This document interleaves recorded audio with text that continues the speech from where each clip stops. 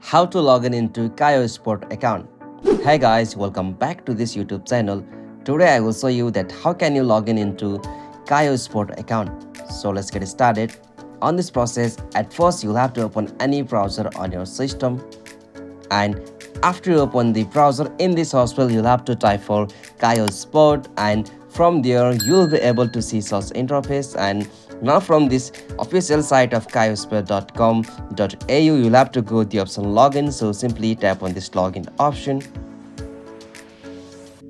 Alright, so after you tap on the login section, you'll be able to see such interface on your device. So from there you can easily log in with your account using your username and password. So simply after you type username and password there, you'll have to just tap on this login option, and from there if you have forgotten your password, you can also go the option forgot your password. Alright, so now from this procedure you can easily log in with your Kayo Sport account on the Kayo. So this is the easiest and simplest method.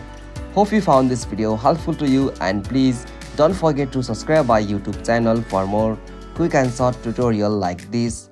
Thank you for watching this video. Have a nice day.